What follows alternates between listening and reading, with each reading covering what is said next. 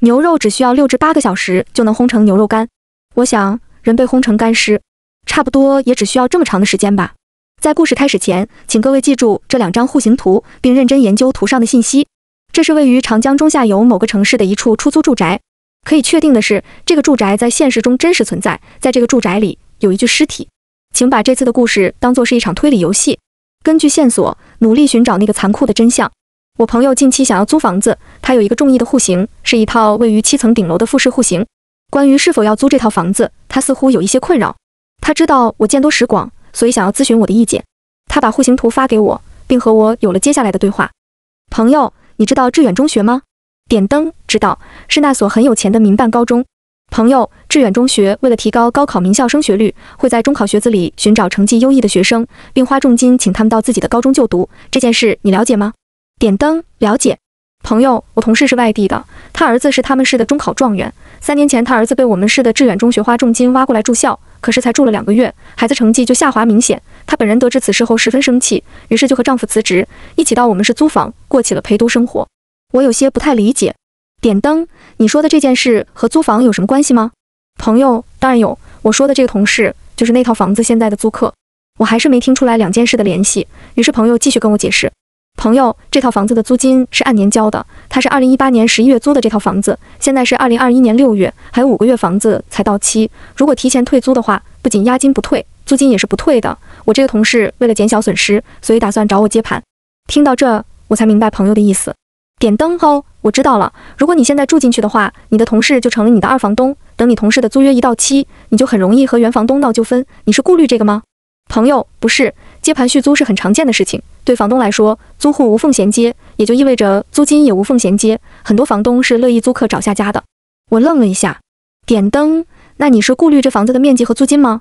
毕竟这是一套5室的房子，你只有1个人住的话，租金和空房间都是很大的问题。朋友，也不是因为这个，我有几个朋友也想搬出来一起住，房间的数量刚刚好，租金方面我们几个人也可以一起分摊。点灯，那是因为楼层吗？这套房子在楼顶，每天回家都要爬7层楼，又没有电梯，会很辛苦吧？朋友，只是7层楼而已，就当做减肥了。点灯，也不是因为这个，那你在顾虑什么？朋友，事实上，这个房子有闹鬼的传说。点灯，闹鬼？为什么这么说？是有什么根据吗？朋友，有，我同事平时很爱聊八卦，他常把他家房子发生的怪事挂在嘴上，我有几次听他的描述，都觉得发毛。点灯，你同事说了一些关于房子的事情，让你感到发毛是吗？朋友，是。点灯，他都说了些什么？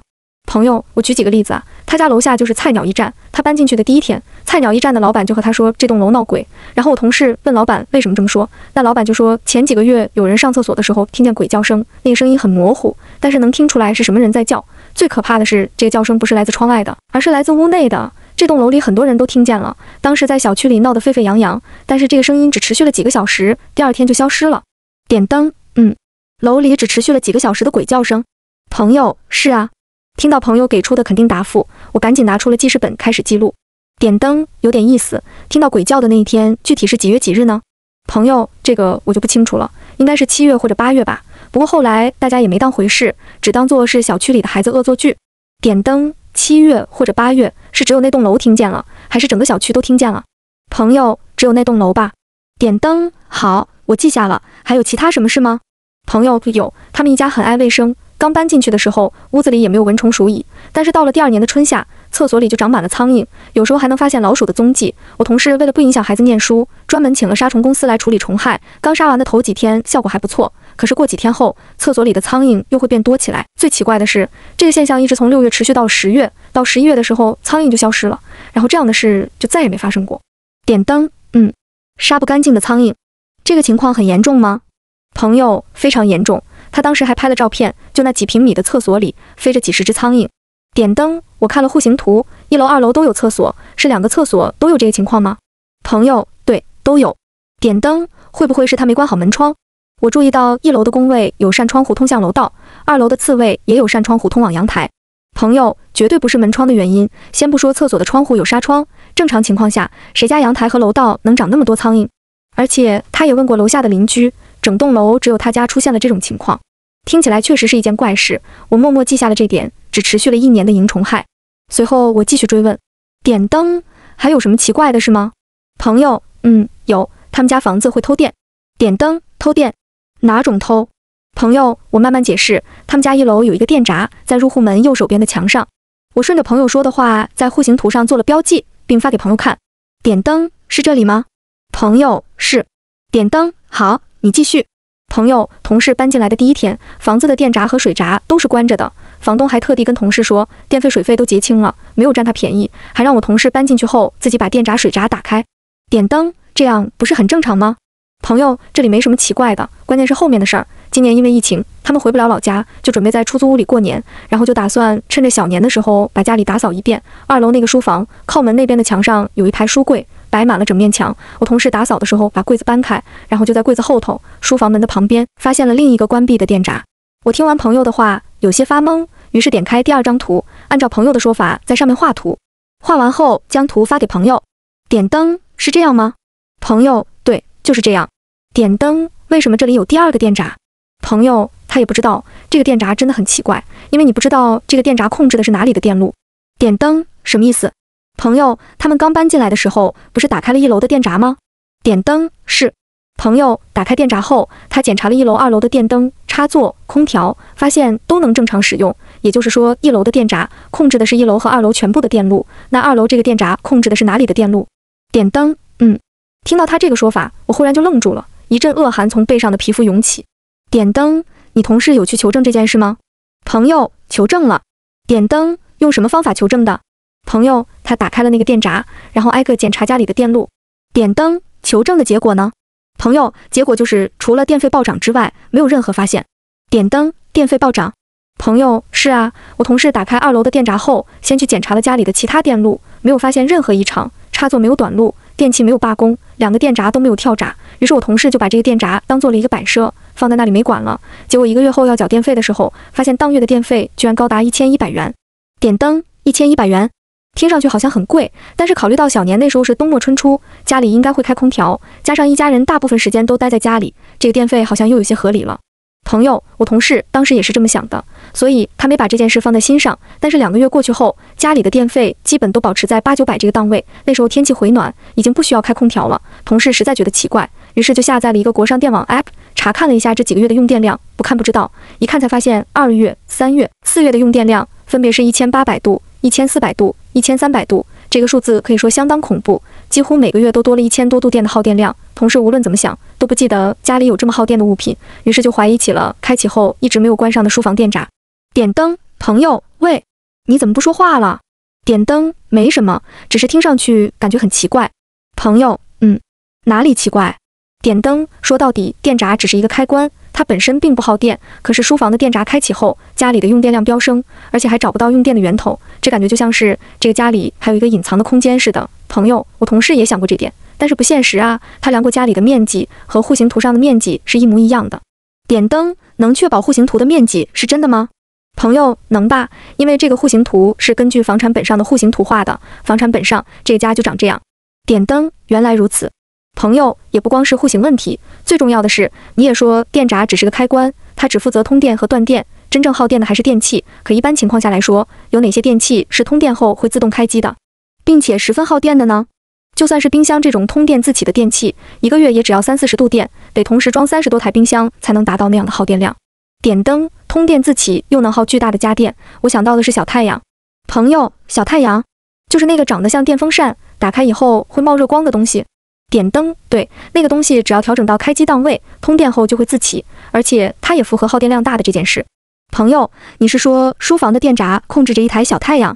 点灯，不，我只是做一个假设，而且这个假设明显不靠谱。小太阳这种发热电器，连续开1天就有可能短路，像你同事这种连续3个月没断电的情况，几乎不可能发生。朋友，确实也需要考虑到电器持续工作的损耗。点灯，难道说这个家里还住着别人？朋友，不太可能吧？且不说没有空间，就算真住着别人，这都已经过了2年了，这2年不通电，他怎么活下来？点灯，也有道理。后来你同事是怎么处理这件事的？朋友，同事把这件事告诉了房东，房东表示他也不清楚这件事，因为这套房子也是他从一个3口之家手上买来的。对方说他儿子出事了，急需用钱，于是以8折的价格把房子卖给了房东。房东过户后的第3天就把房子租给了我同事，所以房东并不知道房子内部的情况。点灯，这件事最后怎么收尾的？朋友，最后以我同事关掉书房的电闸收尾，反正电闸一关耗电量很快恢复正常了。点灯，还有其他事吗？朋友，还有一件事情，国上电网 App 可以查看往年每月的耗电量。我朋友发现2018年的8月、9月、10月这3个月里，家里的耗电量是0，也就是说，在我朋友搬进来之前，这个屋子有3个月没有住人。听完这一段描述，我也开始有了发毛的感觉，将目前为止的几件怪事联系起来。大楼内只出现几个小时的鬼叫声，厕所里持续了一个夏季的蝇虫害，书房内藏在书架后面不知道控制哪里的电闸，已经3个月没有住人的房屋。我看着这几件事，一时间能想象出一些可能，但这些可能都太悬浮，并不能落地。于是我向朋友继续询问，点灯，除了这些事情外，房子还有其他什么问题吗？朋友，除了这些基本就没什么了，他偶尔也会说一些房子的优点。点灯，优点，比方说，朋友，比方说刚搬进来的时候，房子里还有一点甲醛味，像是装修过。那时候我同事还觉得房东是个好人，后来才发现装修的是前业主办的。再比方说，顶楼的房子一般都很热，但是这个房子的隔热做得非常好，即便是在夏天，2楼也不会有很明显的升温。再有就是租金也很便宜。我听了朋友说的这些事情，不由得皱起眉头。一般来说，有些看起来很反常的事情，总能被十分普通的道理所解释。也许这间房子的问题并不复杂，只是我们把问题复杂化了。我继续询问朋友，点灯，关于这间房子的事情，你同事有和邻居们谈谈吗？朋友，应该是没有的，因为要照顾一个高考生，每天6点钟就起床，一直到晚上睡觉前都很忙，这几年来都没怎么和邻居说过话。点灯，这样，你先别答应租房的事情，给我一点时间，我再研究研究这件事。朋友，好。从第2天开始，我就开始研究朋友说的这几件怪事。单从事情上来看，我没有找到这几件事之间明显的关联。根据朋友的描述，他同事住在那个家里，并没有其他不适，整体生活状态是不错的，只是偶尔会发生一些诡异的事情。对租房者来说，房子毕竟不是自己的，一开始住不习惯也是常有的事，或许他们只是把这些不习惯、误会成了灵异事件。就像我之前租房子的时候，总能在家里找到女人的长发，后来才发现我的前住户是一个长发女人。之所以家里总有女人的长发，一来是边边角角没有打扫干净，二来是用来打扫环境的扫把上沾着很多前住户的头发，这些头发在扫地的过程中脱落，给我产生了家里总有女人头发的错觉。因此我认为那套住房里一系列的怪象一定能找到一个合理的解释，至少我不信朋友所谓房子闹鬼的说法。这么想着，我继续根据笔记研究房子的情况。2天过去后，我依然没有任何头绪，直到我忽然注意到了2楼的这个位置。由于我很少接触这些户型图，所以单从图片上看，我并不能分辨出它实际的样子。于是我把这张图发给朋友，并配文：点灯，关于这个位置，你有照片吗？朋友过了一段时间才回复我。朋友，我问同事要一下，他现在应该在家。几分钟后，我收到朋友发来的照片。朋友，他拍给我了。我看着照片，才明白原来这里是这种构造。那个区域是2楼走廊延伸出去的一部分，黑线的部分其实是楼梯扶手的延续。看着这张照片，我再次拿起户型图，结合起前几天和朋友的对话，我的脑海中浮现出了一个轮廓。我将2张户型图重叠在一起，用来论证我的猜想。看着这张图，我得到了一个可怕的结论：这间屋子里有一个死人。线索提供完毕，在继续往下阅读之前，请各位读者尝试自行推理。读者根据前文信息，按顺序推理出以下5个问题的答案。如未能解答前1个问题，则后续所有问题的回答均不成立。亦请找到这个屋子里的隐藏空间，并说出推理过程。2，请推理出死人藏在屋子里的什么位置，请具体到是几楼的哪个空间，并说明原因。菜鸟驿站老板口中鬼叫声是什么？为什么只有本栋楼的人听见？为什么出现几个小时就消失了？3，请解释为什么虫害只在同事搬进出租屋的第2年出现了一阵子，第3年就消失了，并解释为什么整栋楼只有他们家有这个情况。4，请说明书房电闸为什么通电后会自动耗电，并解释业主为什么要这么设计。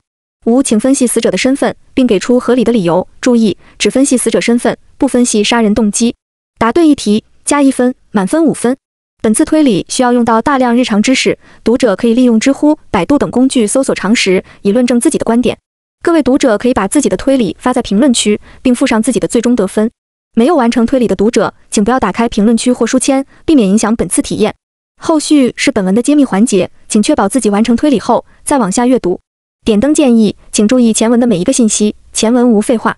提示：书名是第1个线索。揭秘环节，我将结论反复梳理了几遍，再次打电话给朋友。朋友，喂，点灯，上次你跟我说的房子还没租吧？朋友，没有。点灯，没租就好。朋友，为什么这么说？点灯，我拿起我的手稿，犹豫再三，还是决定告诉朋友。点灯。接下来我会说一些我自己的推断，如果有什么不对的地方，请你立刻纠正我。如果我的推断到最后没有出现任何问题的话，那就朋友就怎么样？点灯。还是先说我的推断吧。朋友，好。点灯。先说结论吧。我认为这个房子里有死人。朋友，哦。点灯。哦。朋友的反应比我想的还要普通，甚至有一些轻蔑。他会不会以为我在开玩笑？于是我又强调了一遍。点灯。我不是开玩笑，我是有论据的。你看这张户型图。朋友，户型图怎么了？难道你是想说这个房子里有隔间，死人就藏在隔间里？拜托，这也太老套了。我不是说过房间的面积经过测量吗？所以房子里是不可能有隔间的。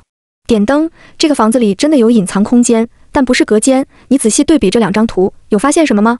朋友，这2张户型图已经看过很多次了，没发现什么呀？点灯。你看户型图一般看什么？朋友，看房间，看布局啊。点灯。不看字吗？朋友，字。点灯。户型图上的每个房间都有名字吧？比如1楼那个位置写着客餐厅，你看它下面还有2排字吧？朋友，我还真没注意到那里。点灯。现在去看看吧。朋友，好。A。点灯。发现了。朋友，不管是1楼的空间还是2楼的空间 ，H 写的都是2800，只有2楼的走廊 H 是2500。我知道 S 是房间面积 ，H 是什么意思？点灯。H 是层高。朋友啊。点灯。注意到了吗？只有2楼走廊的层高和别的地方不一样。一般情况下，楼层的层高都是一样的吧？2楼其他房间的层高都是2.8米，只有走廊的层高是2.5米，足足少了30厘米。朋友，说起来他家2楼的走廊确实感觉比1楼压抑一些，似乎是天花板比较低。点灯。也就是说，2楼走廊的天花板往下降了30厘米，对吧？朋友，对。点灯。那这30厘米是用来做什么的呢？朋友，你是想说尸体就藏在这30厘米的天花板里？点灯。最开始我有过这个想法，但经过论证后发现不太可能。即便是一个体型瘦弱的人，前胸到后背的距离差不多也有25厘米，如果是胖一点的人，基本就超过30厘米了。朋友，万一死者的厚度只有25厘米呢？25厘米比30厘米小，足够藏在天花板上了。点灯。确实存在这种可能，但是你不能光想人的厚度，还要想一想墙体的厚度。如果真的有一具尸体藏在天花板上，那么为了确保尸体能牢牢固定在上面，凶手需要用白灰、水泥来固定它。如果固定的量不够，很有可能会导致天花板坍塌，从而暴露尸体的存在。所以我认为这30厘米的空间并不是用来埋尸的，它应该有别的用途。朋友，什么用途呢？点灯。这就需要结合另一张图来看了，你看看这张图。朋友，是那张楼梯间的照片，怎么了吗？点灯。你有没有觉得哪里奇怪？朋友，奇怪。有吗？点灯。你好好看看这张照片的右边，你不觉得那段 P 字形的空间有些奇怪吗？朋友， P 字形？哪里呀？点灯。就是这里。朋友，这里怎么了吗？点灯。一般来住户上2楼，通常是顺着台阶直接往前走，去次卫、储物间、主卧，像这样。点灯。也可以左拐去阳台。点灯。或者拐去书房。点灯。这些活动动线都是合理的，但是你看多出来的那个位置，去那里的活动动线是这样的。点灯。这个空间很突兀吧？一般会有人会去这个位置吗？既狭窄，形状又很特殊，放不了多少东西，也做不了什么装饰，反而挡住了1楼的采光。如果我是业主的话，应该不会这么设计吧？朋友，你这么一说，确实啊，这块 P 字形的地板真的很奇怪啊。点灯。所以我就在想，如果不是业主设计的，会不会是这套房子买来的时候，它就已经是这个样子了？也就是说，是开发商这么设计的。朋友，设计这里有什么用啊？点灯。我也不知道，所以我就去问了我做土木的朋友，他告诉我说，开发商这么设计肯定是有用的。他还问我有没有注意到，左边 P 字形空间的宽度和楼梯的宽度是一样的，长度也是差不多的。朋友，什么意思？点灯。他的意思是，那个位置应该是用来搭楼梯的。朋友，楼梯？点灯。这么说可能有些听不懂，所以我提前准备了2张图，你看。朋友，是楼梯间的测试图。点灯。对，如果在这个基础上搭建楼梯的话，朋友啊。点灯。明白了吗？朋友，那个 P 字形空间是建楼梯的平板。点灯。没错。朋友，这么想的话，确实就合理多了。点灯。顺着这个思路往下想，如果这个位置真的是楼梯，那岂不是说在这个家里，除了1楼和2楼之外，还有一个3楼吗？朋友，可是房产证上没有3楼啊，总不能是前业主在楼顶上建了一个违章建筑吧？点灯。关于这个，我也问过朋友了，朋友说，有可能这间屋子里的3楼并不是和1楼、2楼类似的空间，而是阁楼。朋友，阁楼？点灯，按照我们国家的规定，不满2米层高的建筑是不能当做商品售卖的，只能算作赠送面积，而赠送面积是不计入房产证的。这就是为什么房产证上没有3楼的原因。所以我想，这个房子原本应该存在一个阁楼，并且阁楼也有楼梯间，但是后来装修的时候，前业主拆掉了通往3楼的楼梯，并且装了一个吊顶，用来封住阁楼的楼梯间。2楼楼梯间多出来的30厘米，也许就是这个用处。你不是也说过吗？你同事搬进去的时候还闻到了甲醛味，说明这间屋子确实有过一阵装修。你同事觉得2楼没有想象中的热，可是顶楼的房子不论隔热做得再怎么好，温度一定会有明显的提升。如果他觉得1、2楼的温差不明显，会不会是阁楼起到了缓冲隔热的效果呢？这样的话不就能解释通了吗？朋友，可这也太离奇了，我朋友住了这么久，他怎么会不知道阁楼的存在？点灯，也许你朋友是第一次住顶楼，住在屋内并不能弄清楚整体的构造，站在楼下很难看清顶楼的高度，加上你同事也不常和邻居沟通，即便沟通了，也很少有人会谈到家里有几层楼这种事，所以才会住了2年多都没有发现阁楼的存在吧。朋友，我的天，按照这个说法，阁楼里面不就真有一具尸体了吗？点灯，是的。朋友，如果是这样的话，那3件怪事你怎么解释？只持续几个小时的鬼叫声，第2年才出现的虫害，以及书房偷电的电闸。点灯，关于这3件事，我已经找到合理的解释了。先从第1件事开始吧。你说那个鬼叫声是同事搬家后，菜鸟驿站的老板告诉他的。老板还说，听到鬼叫声的时间差不多是2018年7月左右，只持续了几个小时，并且只有这栋楼的人听见了，且听见声音的人都很确定声音来自屋内。朋友，是这样的。点灯，你在家里有听到过邻居吵架的声音吗？朋友，有啊。点灯，通常是几楼的邻居？朋友，通常是隔壁的吧，或者楼下楼上的。点灯，也就是说你听到那些声音，通常只隔了一堵墙，对吧？朋友，对。点灯，那你认为一个人的声音要多具有穿透力，才有可能把鬼叫声传遍全楼？朋友，这听起来好像确实不可能。点灯，不，其实是可能的。把1楼、2楼的户型图重叠起来，有一个空间能让整栋楼的人都听见这个声音。朋友，重叠起来，我看看。朋友，能让全楼的人都听见叫声的地方，难道是厕所？点灯，对，就是厕所。点灯，想要让声音穿透钢筋混凝土是很困难的，但是有一个空间能把整栋楼串联起来，就是厕所里的水管。水管连通着这一栋楼内的所有住户，并且水管内只有空气和水，能够很好的将声音传播出去。朋友，我想起来了，菜鸟驿站的老板确实提到过，有人在上厕所的时候听见了鬼叫声，原来是这个原因。点灯，对，也许阁楼里也有一个厕所，死者就是在那里呼救的吧。朋友，可为什么鬼叫声只持续了几个小时？点灯，或许是因为他只叫了几个小时就死了。朋友，怎么死的？点灯，我想应该是热死的。朋友吓得不敢说话，我继续解释。点灯，我记得你同事查国上电网 app 的时候发现，2018年的8月、9月、10月连续3个月的用电量都是0，也就是说那3个月没人住，对吧？朋友，对，可是这能说明什么呢？点灯，这确实说明不了什么，但是如果结合另一个信息来看的话，似乎就能得到解释了。你同事搬进新家的第1件事做了什么？朋友，第1件事，打开电闸和水闸。点灯，对，我是这么想的。这栋楼里的人听到鬼叫的那一天，会不会就是前业主关掉电闸水闸的那一天呢？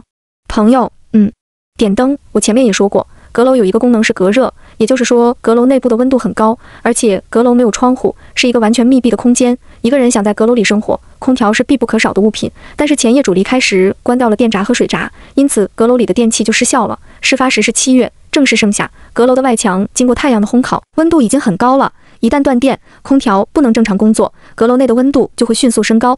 朋友，你是说点灯？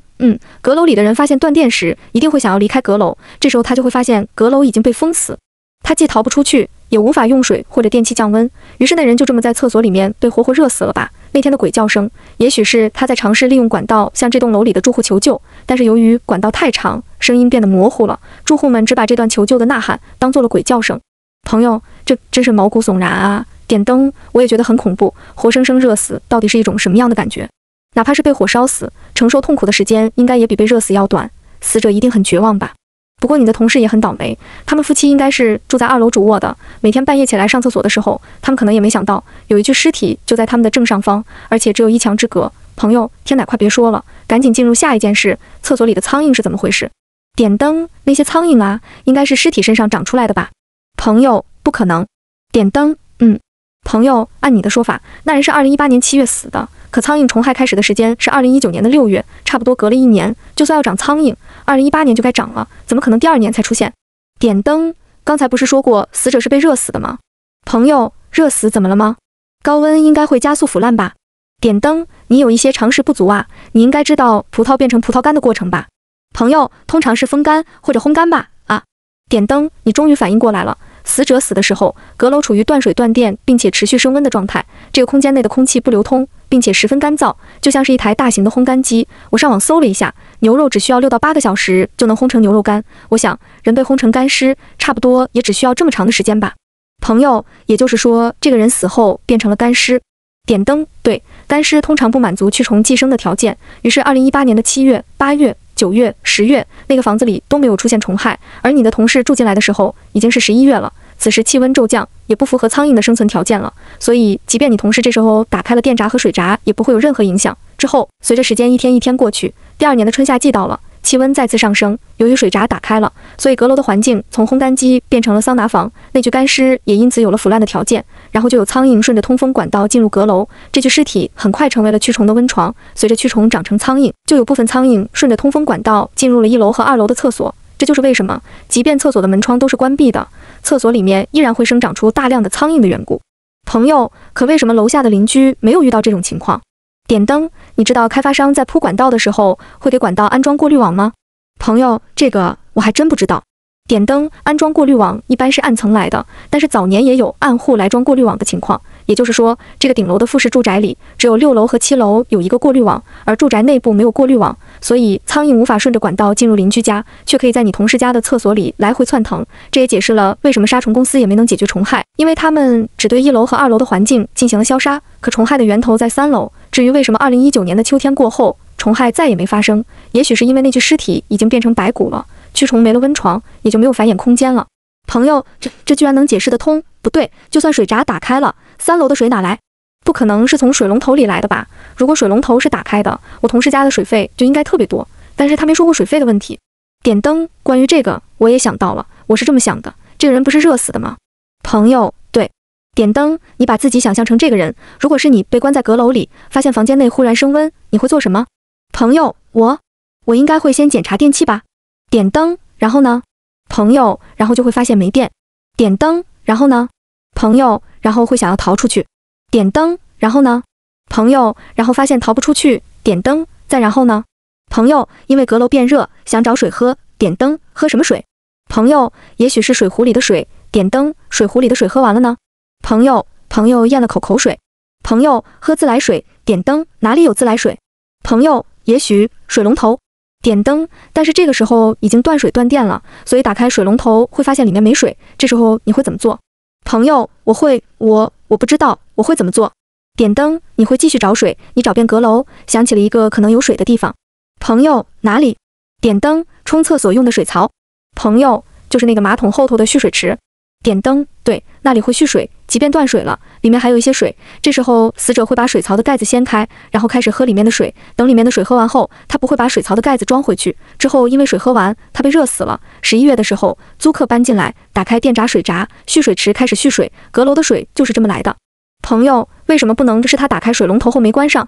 点灯，我不知道，我只能根据现有条件分析出合理的可能。也许他发现水龙头没水后顺手关上了，这不是绝大多数人的习惯吗？朋友，也有道理。点灯，事情发展到这里，我产生了一个疑问，死者是谁呢？朋友，你怎么忽然开始思考死者是谁了？我们还是快通知他们报警吧。点灯，不，还剩最后一点，让我分析完吧。朋友，好吧。点灯，通过前面2点的描述，你应该也能明白书房电闸的作用了。书房电闸应该是用来控制阁楼电器的。朋友，这点还有什么好讲的吗？基本可以确定，书房电闸就是控制3楼电路的，而且我估计我同事家那段时间多出来的耗电量，应该就是3楼的某个电器，也许是空调。点灯，我也觉得是空调。你同事当时说每个月都多了1000多度电的耗电量，于是我算了一下，假设3楼装着的是一台3级能耗的空调，1个小时的耗电量就是 1.5 度，一天就是36度，一个月正好1000多度电。朋友，那就实锤了呀。点灯，可是还有一个问题没有解决，空调不都是通电后自动进入待机模式的吗？可你同事是打开电闸后，耗电就开始了。朋友，你找到答案了吗？点灯，找到了。我在电器行找了个老师傅，老师傅跟我说，其实空调是可以开机自启的，只要添加一个转接电路，就可以把电闸变成空调的开关，像控制中央空调一样控制普通的空调。也就是说，书房的电闸并不是控制电路的，而是控制阁楼电器的。朋友，听上去好麻烦，为什么上面不能是中央空调呢？点灯，哪怕是最低能耗的中央空调，1个月的耗电量也不止1000度，还是普通空调的设定比较靠谱。朋友，那这件事是什么人做的？又为什么这么做呢？点灯，我也在思考这件事，而且我有些好奇，业主在阁楼装空调，说明是希望死者能在阁楼生活的，那他为什么要改造空调开关呢？是有什么不能从里面打开或关闭空调的理由吗？单从这个行为来分析的话，可以拆解成2部分。第一部分是外面的人不希望阁楼里的人控制阁楼内的电器，第二部分，阁楼外的人可以控制阁楼内的电器，但他不能进入阁楼。把这2点联系在一起后，我就有了这种想法，阁楼里的这个人会不会是被监禁的呀？朋友，监禁。点灯，对，通过前面厕所鬼声和萤虫害2个事件，基本可以确定阁楼内应该有厕所甚至浴室的存在。可是开发商并不会在阁楼内安装厕所，所以阁楼内的厕所一定是上一户业主加上去的。但是家里明明已经有1楼和2楼的厕所了，为什么还要在阁楼里装一个厕所？也许是因为阁楼里的人并不能下楼，上一户业主希望这个人能在阁楼解决吃喝拉撒的问题。换而言之，阁楼里的人应该是被监禁的状态。一个被监禁的人，怎么可能有权利控制阁楼的电器？所以前业主才要把阁楼电器的控制权设置在外面吧？朋友，是监禁，一定是监禁。前业主真变态啊，他该不会是为了满足自己不可告人的欲望，所以绑架了什么人吧？点灯，朋友，你为什么忽然不说话了？是我哪里说错了吗？点灯，我觉得应该不是绑架。朋友，是不是绑架你也能看出来？点灯，拆楼梯和装吊顶应该是6月份开始的吧？这样的工程业主自己应该做不了，他需要请装修队才行。朋友，这能说明什么吗？点灯，如果我是被绑架来的话，装修队正在我边上搞装修，我难道不会想尽办法引起装修工人的注意，请他们解救我吗？从房屋结构上来说，这件事情应该是可以办到的吧？朋友，会不会是前业主每天都会趁装修工人来家里之前，先把阁楼里的人绑起来，等装修工人走后，再去阁楼给他松绑送饭之类的？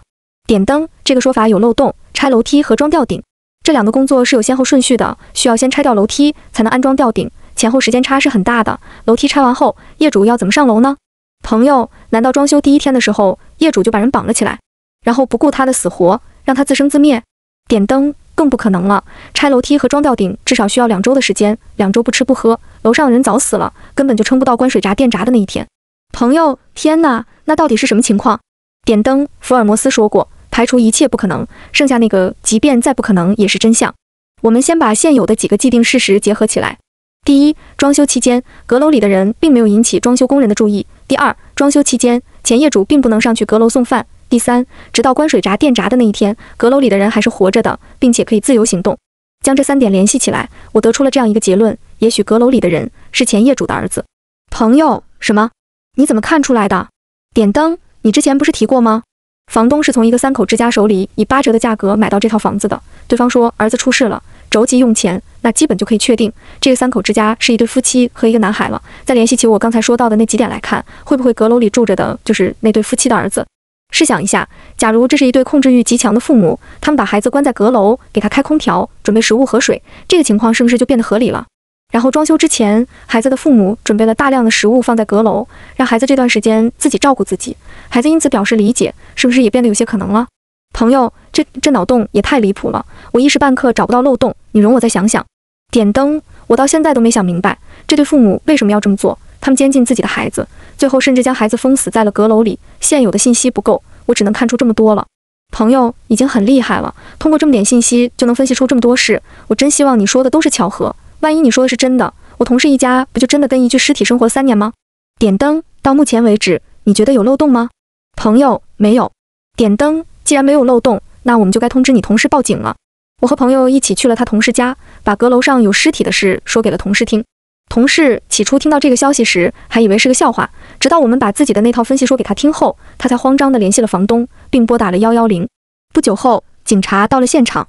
根据户型勘测，警方确定这个房子里确实有阁楼的存在。经过房东的同意，警方请来了消防人员对吊顶进行拆除。